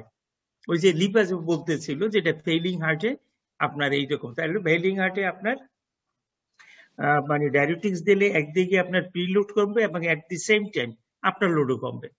প্রিলোড আফটার লোড কমবে, ভ্যানোডাইলিটেশন হবে। এইভাবে ডায়াবেটিক্স আপনার ফেইলিং হার্টে আপনার মানে লাভ করবে, উপকার হবে। এবং ফেইলিং হার্টে যদি ভলিউম কনজেশন এবং এভিডেন্স থাকে এবং পেশেন্টের থাকে মানে কনজেশন থাকে, তাহলে ডেফিনেটলি আপনার ডায়াবেটিক্স ইউজ করতে হবে। প্রেশার মানে যে কমে বা কম প্রেশার মানে লো প্রেশার কন্ট্রাইন্ডিকেশন না, এক্সেসিভ ডায়াবেটিক্স যোগ করলে আপনার ভলিউম ওভারলোড ডিপ্লেশন হয়। এক্সেসিভ ডিপ্লেশন হলে সেই ক্ষেত্রে হাইপারটেনশন হয়, লেথার্জি ডেভেলপ করে, রেনাল ফেইলিওর ডেভেলপ করে, ইলেকট্রোলাইট ইমব্যালেন্স হয়। এটা হলো আপনার ডায়াবেটিক্স বা ফুরোসেমাইডের সাইড ইফেক্ট, মানে এই সাইড এফেক্ট। এখন হলো নেক্সট, এটা তো আমি ছেড়ে দিলাম এখান থেকে। এই যে দেখ ফ্লুইড কনজেশন থাকলে, এখন আবার আপনারা নেক্সট আলাপ করেন ওই যে এর সাথে, এনে আমার সাথে কথা বলেন, কারণ ওই জিনিসটা ওইখানে আছে বিধায় আপনাদের একটু দিয়ে দিলাম এখানটা থেকে, পরে আবার ভুলে যাবো সেই জন্য। আর এখন স্যার যেটা প্রসঙ্গতে আসতেছে স্যার, এনাম ভাই ওনার চার্টে যেটা বলছেন স্যার, এই যে ওয়ার্ম এন্ড কোল্ড পেশেন্ট, সবচেয়ে ডিফিকাল্ট পেশেন্ট, এখানে হচ্ছে কি পেশেন্টে হাইপোপারফিউশন থাকবে এবং পেশেন্টে পালমোনারি এডিমা পালমোনারি কনজেশন থাকতেছে।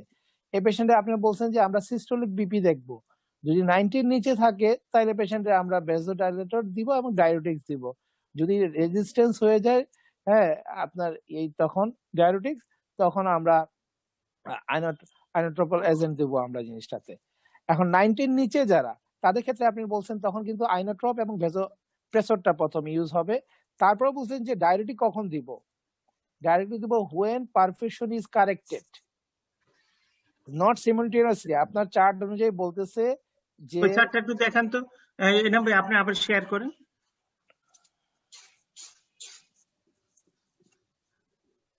ওই যে আপনার চারটা গ্রুপের পরের স্লাইডটাই এনাম ভাই, ওয়ার্ম কোল্ড এর আগে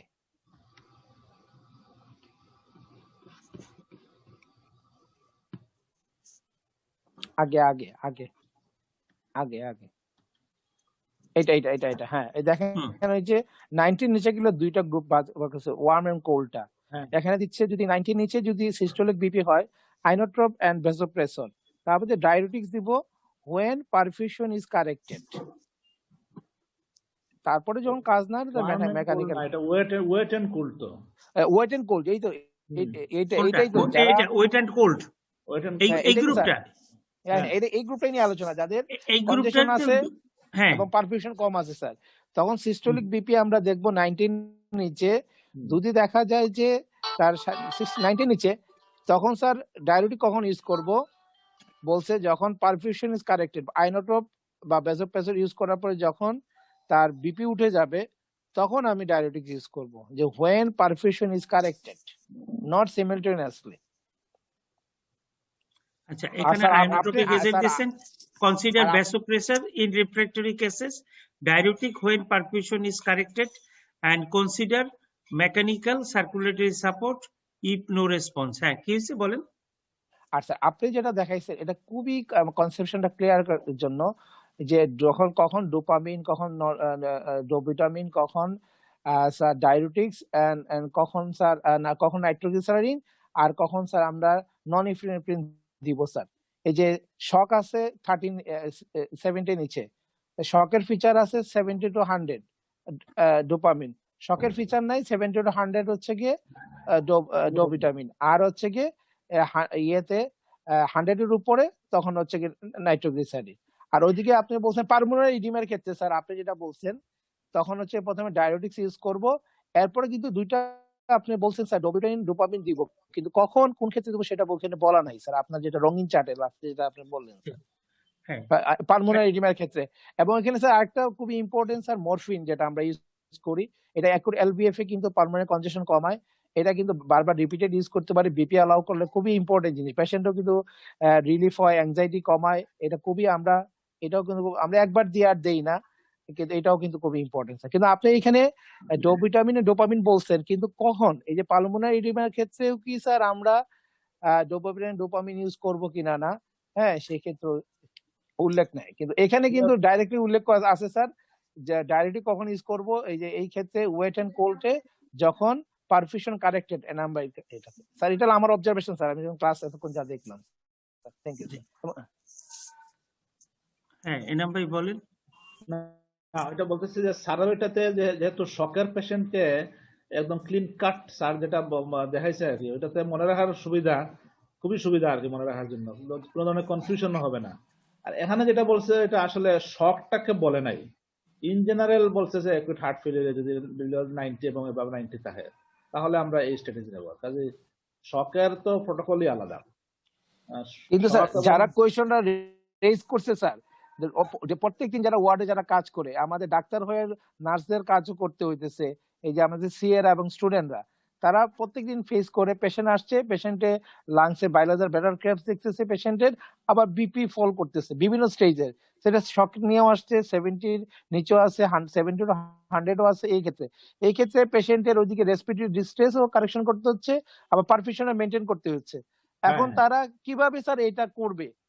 এটা তারা একদিকে ভয়, যদি বেশি ডায়োটিক ইউজ করে ফেলে এটা একটু দেখেন, মানে এইটা ওদের যে কোশ্চেনটা আসছে সেই কোশ্চেনটা হইতেছে যে নো ডাউট এট অল যে ব্লাড প্রেশার কম আছে, 90 নিচে আছে, হ্যাঁ পেশেন্ট শকে আছে কিনা সেটা বলে নাই, কিন্তু বলছে যে মানে পেরিফেরাল পারফিউশন নাই, পেরিফেরাল এডিকুয়েট পারফিউশন নাই, এডিকুয়েট পারফিউশন না থাকা প্লাস মানে বিপি 90-60 নিচে থাকা, শকে চলে গেছে।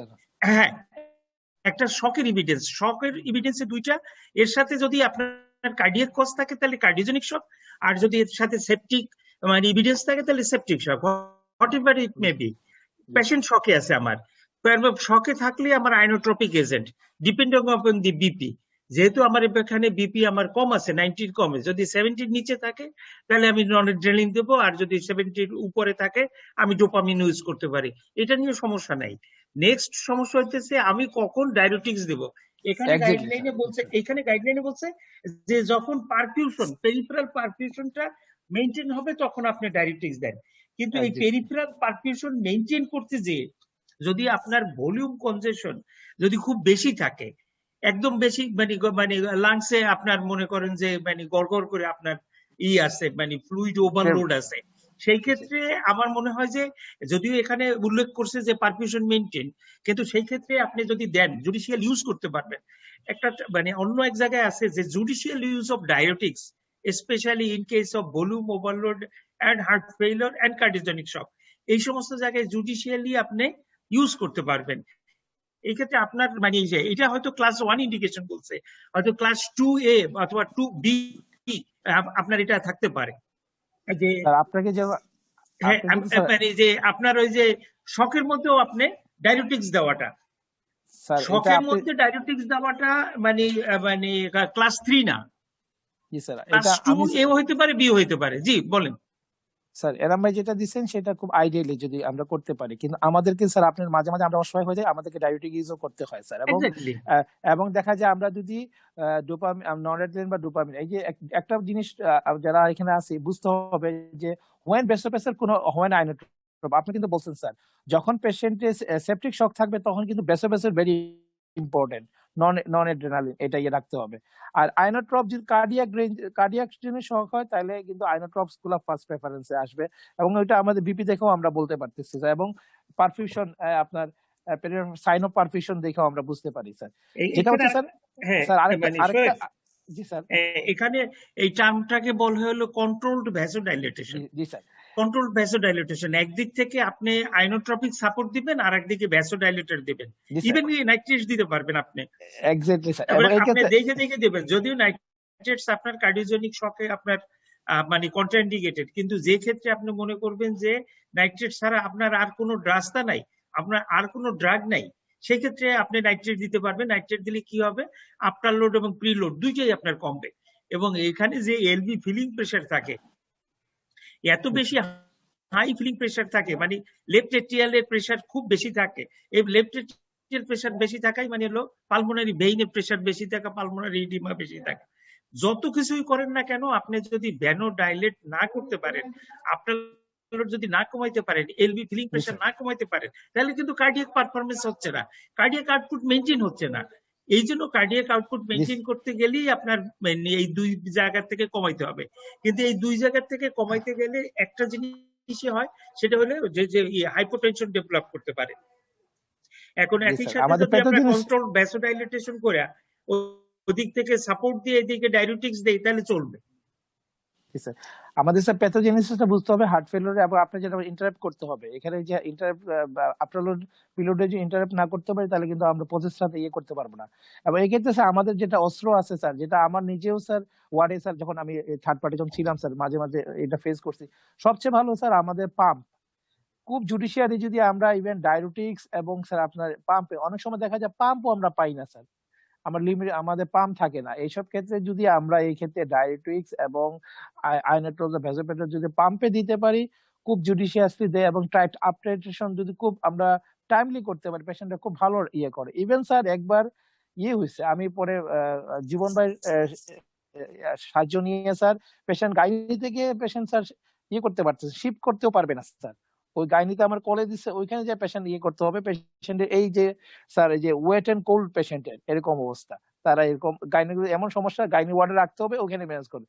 এই পেশেন্ট স্যার মাইক্রোবুরেট দিয়ে স্যার এ করে এইদিকে ডায়ুরেটিক্স দিয়ে, ওইদিকে স্যার সাপোর্ট দিয়ে, আয়োনেটিক সাপোর্ট দিয়ে এবং ক্যালকুলেশন করে স্যার ইয়ে দিয়ে করছি।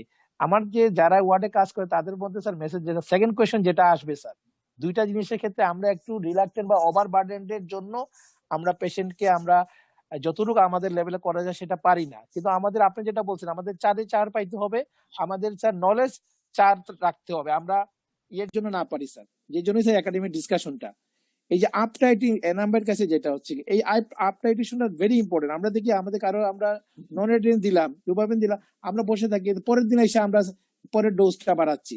এই যে 15 মিনিটের মধ্যে 5 মিনিটের মধ্যে 10 মিনিটের মধ্যে যে আপটাইটেশনে চলে যেতে হবে পেশেন্টের, এবং তাদের যে পেশেন্ট রেসপন্স করে, এটা আমরা পারি না ওভার বার্ডেনের জন্য। This is very important. এবং আপটাইটেশনটা আমাদের কি করতে হবে, মানে কি দেখতে হবে, আর হোয়েন টু এই যে পেশেন্টের যে এই যে আমরা আগে দেখলাম স্যারের চার্ট অনুযায়ী ডোপামিন, ডোভিটামিন, নরএড্রেনালিন, নাইট্রিক সব চেঞ্জ হয়ে যাচ্ছে, কিন্তু পেশেন্টের পারফিউশনের লেভেল ও পারফিউশনের উপরে, বিপির উপরে আমাদের ড্রাগও চেঞ্জ করতে হচ্ছে। এই জন্য এই পেশেন্ট গুলার monitoring, uptitration and when to stop, এবং কোন ক্ষেত্রে পেশেন্টের একটা ছিল নরএড্রেনালিন ছিল, এগুলো অনেক ক্ষেত্রে পেশেন্ট দেখা যায় আমরা আমাদের পেশেন্টের অ্যাব্রাপ্টলি আমরা স্টপ করে দিই, পেশেন্ট গুলো আবার ডিটেক্ট করে আবার কিন্তু ফল করে বিপিটিপি। এইটার এদের ক্ষেত্রে আবার ডাউন রেগুলেশনের মাধ্যমে মানে আবার ইয়ে করতে হয়, ডোজিং করে আবার কমাইতে হয়, আবার পেশেন্টকে আপটাইটেশনটাও করতে হয় টাইমলি। এনাম্বার এই ব্যাপারে যদি আমাদেরকে জাস্ট থিওরি বলতেন কিভাবে আপটাইটেশন করতে হবে, কিভাবে স্টপ করতে হবে, যারা ওয়ার্ডে কাজ করতেছে প্রত্যেক দিনই, এবং আমাদের যখন ইয়ে করতে খুবই ইম্পর্টেন্ট। এনাম্বার যেটা বলছো যে আগের দিন দিলাম আর পরের দিন এসে বাড়াইলাম, ওয়ার্ডের ভিতরে থাকতে হবে এবং মনিটর প্রেসার দেখতে হবে। হ্যাঁ, আমরা তো মানে কোনো সময় 15 মিনিট 10 মিনিট পর পর দেখছি একটা পেশেন্টের পিছনে একজন লেগে আছে। হ্যাঁ আপনাদের আমরা দেখছি না ভাই যখন কাজ করছেন, এটাই এখন এটা পরিবেশ ক্রিয়েট করতে হবে। পরিবেশ ক্রিয়েট না হলে, সিসিউর একটা পরিবেশ আছে আলাদা, আইসিউর একটা পরিবেশ আছে, এগুলো যদি আমরা এখন সিসিউ কে মনে করি একটা ওয়ার্ডের সমান, তাহলে তো হবে না। এক্স্যাক্টলি, এখানে সব স্কিল ম্যান পাওয়ার, এভরি লেভেলে ম্যান পাওয়ার দরকার পড়ে, ডাক্তারে এক্সস্টেড হয়ে যাবে, ডাক্তারদের দ্বারা সম্ভব না। ম্যান পাওয়ারের প্রয়োজন আছে। সিসিউর একটা পেশেন্ট সাধারণত একজন নার্স 2টা পেশেন্টের পিছনে থাকবে, আইসিইউতে একটা পেশেন্টের পিছনে একজন নার্স, এইভাবে থাকবে। তারপরে ইন্টার্ন, আমাদের ইন্টার্ন ডক্টর পাই 1-2 না হলে নাই, তা আবার 1 সপ্তাহ, আস্তে আস্তে দেখতে দেখতেই শেষ। যখন একটা শিখলো তখন যাওয়ার সময় চলে আসে।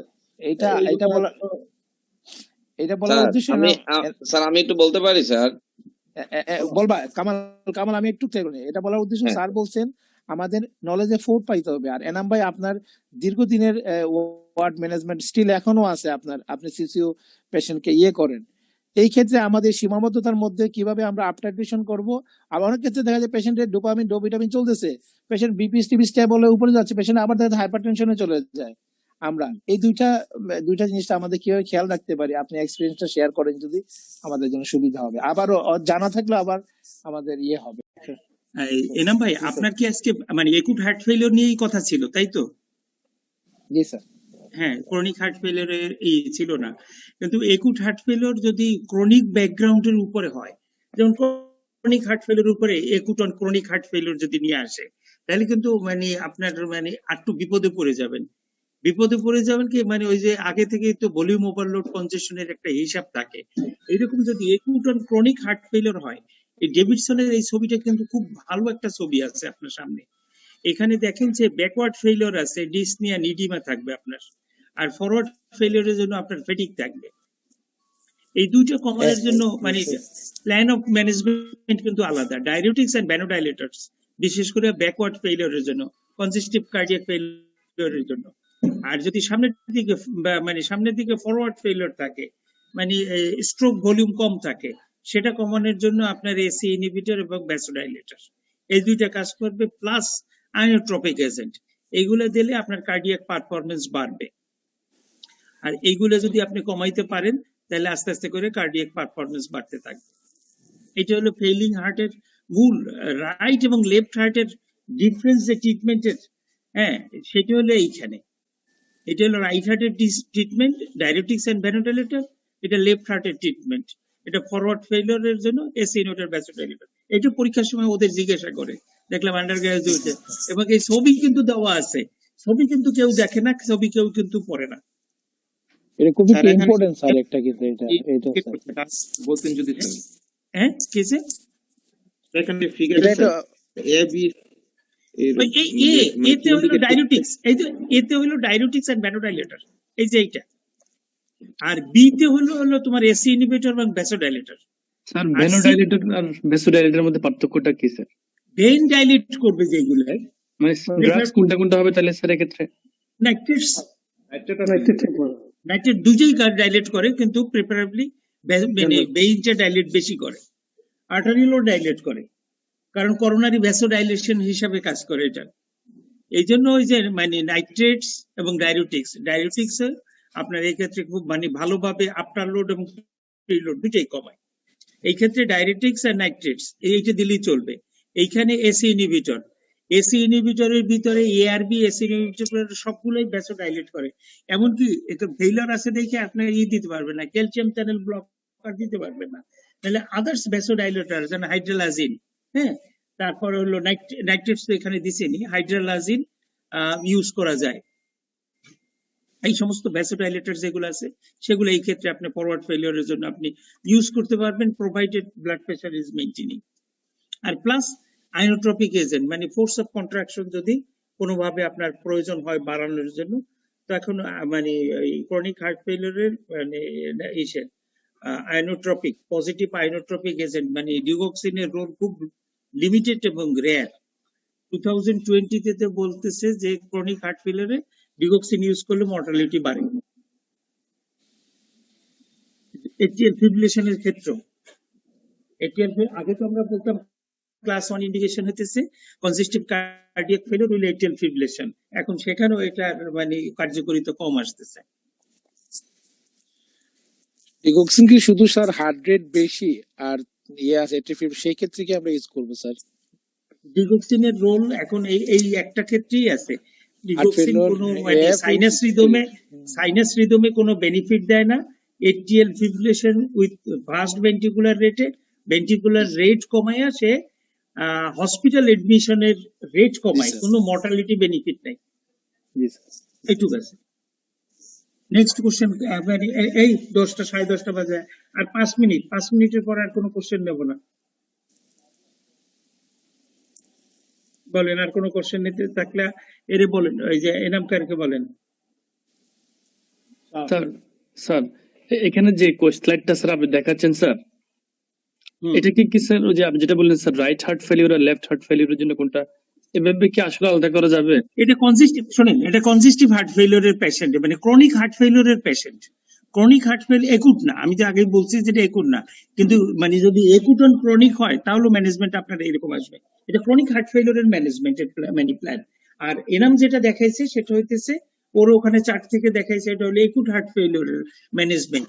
একুট হার্ট ফেলিওর দেখেন, মানে এনামের চারটা উপরে খেয়াল করে দেখেন লেখা আছে acute heart failure pulmonary oedema, তারপর সে ভাগ করে নিয়ে আসছে ওল্ড অ্যান্ড মানে কোল্ড অ্যান্ড মানে wet and cold, dry and warm, এরকম ভাগ করে আস্তে আস্তে করে নিয়ে আসছে। ওয়ান মানে পারফিউশন মেনটেন করতেছে। আমি একটা লাস্ট কোশ্চেন করি স্যার। স্যার জি, বলেন। অ্যাকিউট হার্ট ফেলিউরটাকে স্যার আমরা কতদিন পরে গিয়ে বলবো যে এটা ক্রনিক হার্ট ফেলিউর হয়েছে? ক্লিনিক্যালি তো আমরা আলাদা করতে পারি, কোনো টাইম ডিউরেশন আছে কিনা? হ্যাঁ, না এটা এরকম স্পেসিফিক ভাবে টাইম ডিউরেশন নাই, তবে হলো যে উইদিন মিনিটস টু আওয়ার্স। হ্যাঁ, যদি কোনো হার্ট ফেলিওর ডেভেলপ করে তাহলে একুট হার্ট ফেলিওর, আর যদি ওভার পিরিয়ডস মানে পর মানে উইকস টু মান্থস ডেভেলপ করে তাহলে সেটা হলো ক্রনিক।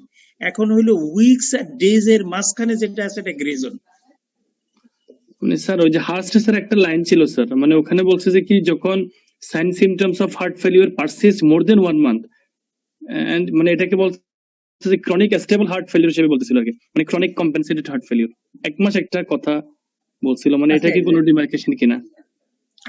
উইকস টু মান্থস মানে এই যে এই এক সপ্তাহ পরে দিলেও আস্তে আস্তে করে যদি ডেভেলপ করে তাও থাকে, গ্রে জোনে থাকে। আপনি মানে 1 মাস যদি ই করে, অনেক ক্ষেত্রে 6 সপ্তাহ দেওয়া আছে। 6 সপ্তাহের ক্ষেত্রে যেমন একুট ওই যে মানে ফেজ রিয়েক্টেন্ট যেগুলো আছে সেগুলো 6 সপ্তাহ পর রেজুলেশন হয়ে যায়। কোন বইতে 6 সপ্তাহ দেওয়া আছে। আবার acute heart failure within minutes to hours, maximum ক্ষেত্রে এইটা মানে তারা মানে যে মিনিটস টু আওয়ার্স এর পরে যেগুলো হবে সেগুলো আর একুট না, এগুলো হলো সাব একুট অথবা ক্রনিক, এইরকম হিসাব করা আছে। ক্লিয়ার কাট ডিমার্কেশন নাই। মানে ইএসসি তেও বলছে যে হোয়েন হার্ট ফেলিওর মানে sign symptoms develop acutely, it's a acute heart failure. Sir Shaukat যেটা বলছে স্যার 1 মাস যদি সাইন সিমটম চেঞ্জ না হয় সেটা স্যার ক্রনিকের ডেফিনেশনের জন্য, এটা হচ্ছে স্টেবিলিটি বুঝেছে, মানে যে বলছে যে মানে ক্রনিক স্টেবল কথাটার জন্য হচ্ছে স্যার 1 মাসের যে সাইন সিমটম চেঞ্জ হয়নি ওইটা মানে বলছে আর কি। এই শোনো, এই মানে সাইন সিনড্রোম এইখানে আছে 1 মাস, আবার এনজাইনের ক্ষেত্রে আছে মানে 60 দিন। মানে when the symptoms and sign persist মানে same for the last 60 days. এক এক সময় এক এক জায়গায় এক এক ধরনেরই আছে। তার একটা নিয়ে যাও স্যার একটা মজার ইন্টারেস্টিং কোয়েশ্চন স্যার, এটা যেমন এই যে আমাদের যে end stage renal failure sir, হ্যাঁ ওখানে আমরা স্যার যেরকম 3 মাসের পরে হলে ক্রনিক মানে সিকেডি বলতেছি, তুমি যে এখানে মজার কোয়েশ্চন ছিল যে এন্ড স্টেজ হার্ট ডিজিজ কোনটা, তো এটা আমি কয়েকদিন আগে কোয়েশ্চন আনসারটা জানছি। এন্ড স্টেজ হার্ট ডিজিজ হচ্ছে কি হার্ট ফেলিওর, এবং আর এন্ড স্টেজ রেনাল ফেলিওর যেরকম আমরা অনেকে এন্ড স্টেজ হার্ট ডিজিজ কোনটা, ডিকম্পেনসেট হার্ট ফেলিওর যেটা, সেটা হচ্ছে কি এন্ড স্টেজ। এখন হচ্ছে কি যে এই ক্রনিকটা যেভাবে ক্লিন কাট রেনাল ফেলিওর ক্ষেত্রে যেরকম 3 মান্থের ক্লিন কাট বলা আছে, এটা কোথাও আমি এখন পর্যন্ত সার্জন এরকম বলছেন এরকম ডেজ টু মান্থস বলে এরকম, কিন্তু এই যে 2 মাস 1 মাস 3 মাস এটা ক্লিন কাট এখনো কোথাও শুনি না। কিন্তু এটা খুব একটা ইন্টারেস্টিং কোয়েশ্চন কিন্তু তুমি যেটা জিজ্ঞেস করছো এইটা। আর কিন্তু heart disease end stage heart disease হচ্ছে ডিকম্পেনসেট হার্ট ফেলিওর, এটা কিন্তু আবার এটা আমরা রেনাল ফেলিওরের ক্ষেত্রে যেরকম জানি আমরা হার্ট ফেলিওর কোন ডিজিজটা আমরা বলবো যে ওইটা স্টেজটা বলবো রিফ্র্যাক্টরি হার্ট ফেলিওর না এন্ড স্টেজটা? Refractory heart failure. ওই তো ডিকম্পেনসেট রিফ্র্যাক্টরি যেটা এন্ড স্টেজ অফ না end stage of cardiac disease কি end stage of cardiac disease. Refractory যখন সব ট্রিটমেন্ট দেওয়ার পরেও কোনোভাবে ম্যানেজ হয় না, তখন দেখছি যে লেখা এন্ড স্টেজ হার্ট ফেলিওর। ওইটা এটা হচ্ছে খুব ট্রান্সপ্লান্টেশন থাকবে নাইলে আর কি কোয়েশ্চন একটা জিনিস। আচ্ছা নাম্বার একটা কোয়েশ্চন ছিল আপনার যে আমরা রেজিস্ট্যান্স প্রায় ফেস করি, রেজিস্ট্যান্স যে ইয়েটা ইডিমার ক্ষেত্রে আর কি পালমেন্ট, সেখানে আপনি থায়াজাইড লাইক ডায়াবেটিক্স এবং স্পাইরালাকটিন ইউজের কথা বলছেন, তো সেটা কখন ইউজ করতে পারি বা এটাতে থায়াজাইড লাইক ডায়াবেটিক্স ফ্রোসেমাইডের যখন আমরা অপটিমাম অ্যাকশন যখন পাবো না আর কি, ফ্রোসেমাইড ইউজ করতেছি কিন্তু দেখা যাচ্ছে যে পেশেন্টের ইডিমা রিলিভ হচ্ছে না, আউটপুট ঠিক মতো হচ্ছে না, সেক্ষেত্রে আমরা থায়াজাইড অ্যাড করতে পারি। তো ডিজিটাল ম্যাক্সিমাম ডোজ ইউজ করার পরে, হ্যাঁ ম্যাক্সিমাম ডোজ ইউজ করার পরে ডিজায়ার্ড ইফেক্ট না পেলে মাল্টিপল নেফ্রনের ব্লক করতে পারবেন আপনি। সেই ক্ষেত্রে ওই যে থায়াজাইড টাইপ অফ ডায়াবেটিক্স মানে ইসের সাথে যোগ করতে পারবেন এবং আমরা স্পাইরালাকটিন স্যার জাস্ট ইলেকট্রোলাইট ব্যালেন্সের জন্য স্যার আমরা পটাশিয়াম এর কারণে জন্য আমরা শুরুতে ইউজ করে ফেলি, এটাতে স্পাইরালাকটিন আমরা করে ফেলি। ওইদিকে হাইপোক্যালিমিয়া করে, এটা হাইপারক্যালিমিয়া করে ব্যালেন্সের জন্য একটা করি, এটা করি। কিন্তু থাইরয়েড ডায়াবেটিক্স আমরা তো ইনভেরিয়েবলি কিন্তু পেশেন্টের হাইপারটেনশন যাদের থাকে তারা হয়তো থাইরয়েড ডায়াবেটিক্স পায় ওরকম কিন্তু থাইরয়েড টাইপ ডায়াবেটিক্স কিন্তু ওইভাবে ইউজ হয় না কিন্তু কিন্তু আমরা ইনভেরিয়েবলি কিন্তু আবার স্পাইরালেক্টন ইউজ করি এই জিনিসটা। কিন্তু থাইরয়েডটা ওয়ার্ডে ইউজ করে আমরা দেখছি কিন্তু আমরা বেনিফিট পাইছি ওয়ার্ডে। হ্যাঁ হ্যাঁ হ্যাঁ, সেটাই যেমন ম্যাক্সাল দেখা যায় যে বিটিতে বা এই পেশেন্টের ওইটা ইউজ করলে কিন্তু অনেক পাওয়া যায় কিন্তু আমরা ওইরকম করে ইউজ করি না, আমরা শুধু ইয়ের মধ্যেই থাকি এরকম। এই জন্য থাইরয়েড ডায়াবেটিক্স ইউজ করা যেতে পারে। Thank you.